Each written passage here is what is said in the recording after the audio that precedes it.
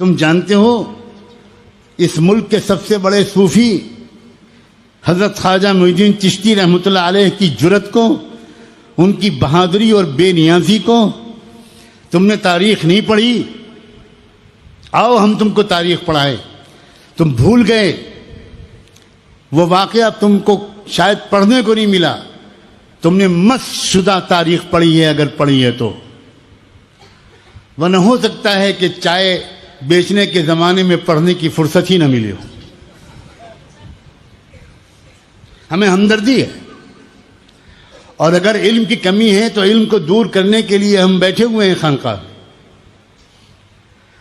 ہم سبق پڑھائیں گے تاریخ کا، ہم بتائیں گے حضرت خواجہ معین الدین چشتی کی تاریخ۔ بھول گئے وہ واقعہ جب ایک غریب شخص کی نوکری دلانے کے لیے حضرت خواجہ معین الدین چشتی رحمۃ اللہ علیہ نے پرتھوی راج چوہان کو، راجپوت راجہ اور بادشاہ پرتھوی راج چوہان کو ایک سفارشی خط لکھا تھا۔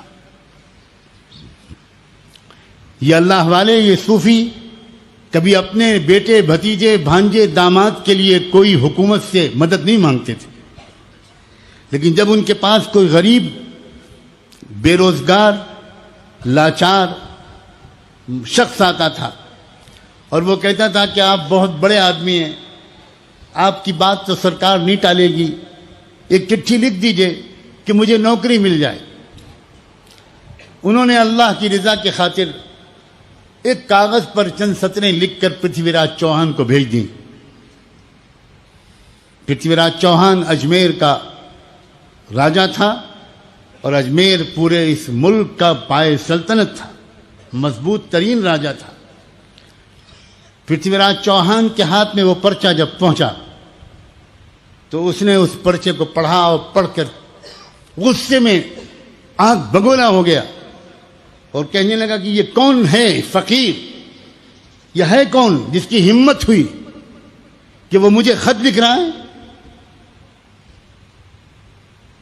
یہ ہے کون جس کی یہ ہمت ہوئی؟ قاصد نے کہا کہ سرکار، کوئی درویش ہے جس کے پاس سینکڑوں ہزاروں لوگ رہتے ہیں، اور وہ اجمیر کے باہر آ کر پڑاؤ ڈال کر پڑا ہے، نماز میں، ذکر میں، تلاوت میں لگا رہتا ہے، کوئی لینا دینا نہیں۔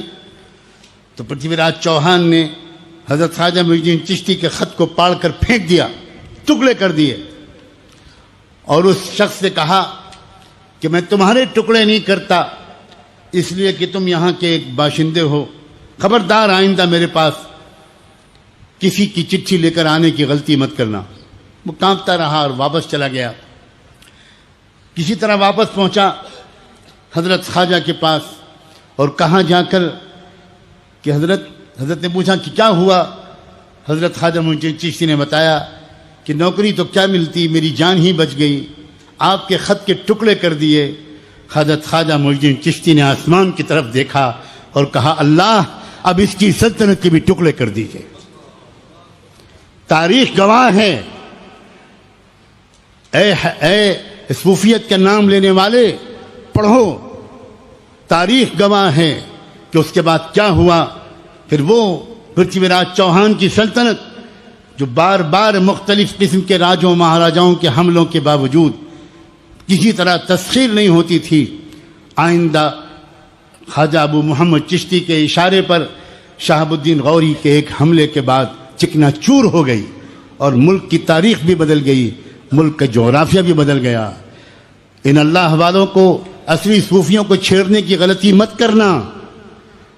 اگر تم نے اللہ والوں کے دل کو دکھایا اور کسی ایک اللہ والے نے کسی وقت آسمان کی طرف نظر اٹھا کر دیکھ لیا تو سر چھپانے کی جگہ نہیں ملے گی۔